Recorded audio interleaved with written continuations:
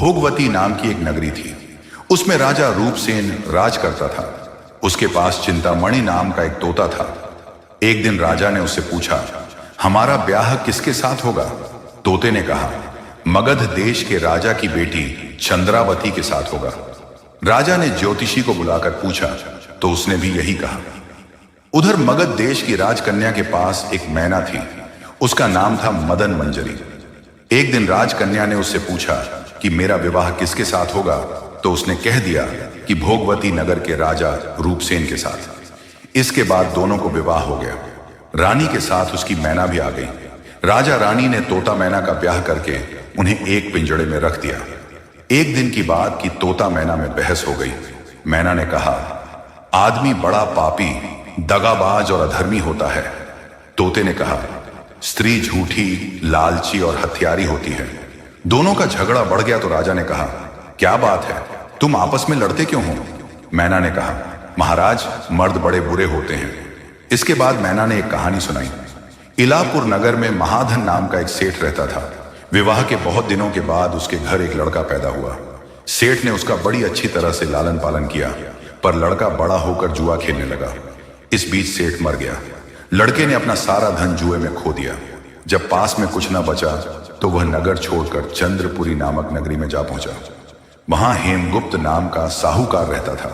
उसके पास जाकर उसने अपने पिता का परिचय दिया और कहा कि मैं जहाज लेकर सौदागरी करने गया था। माल बेचा, धन कमाया, लेकिन लौटते में समुद्र में ऐसा तूफान आया कि जहाज डूब गया और मैं जैसे तैसे बचकर यहां आ गया। उस सेठ की एक लड़की थी, रत्नावती।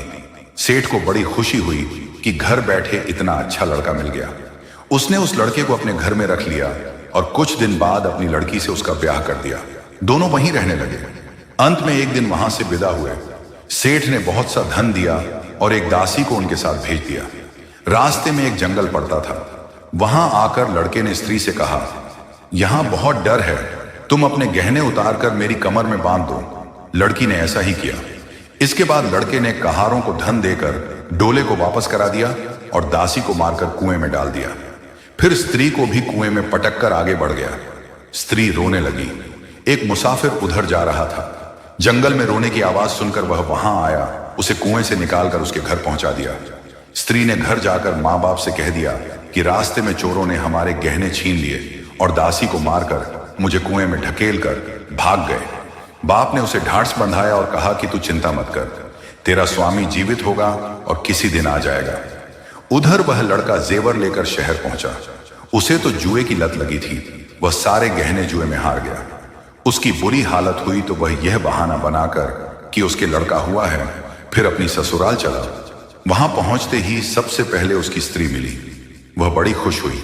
उसने पति से कहा, आप कोई चिंता न करें, मैंने यहां आकर दूसरी ही बात कही है। जो कहा था वह उसने बता दिया। सेठ अपने जमाई से मिलकर बड़े प्रसन्न हुए और उन्होंने उसे बड़ी अच्छी तरह से घर में रखा। कुछ दिन बाद एक रोज जब वह लड़की गहने पहने सो रही थी, उसने चुपचाप छुरी से उसे मार डाला और उसके गहने लेकर चंपत हो गया। मैना बोली, महाराज, यह सब मैंने अपनी आंखों से देखा। ऐसा पापी होता है आदमी। राजा ने तोते से कहा, अब तुम बताओ कि स्त्री क्यों बुरी होती है? इस पर तोते ने यह कहानी सुनाई।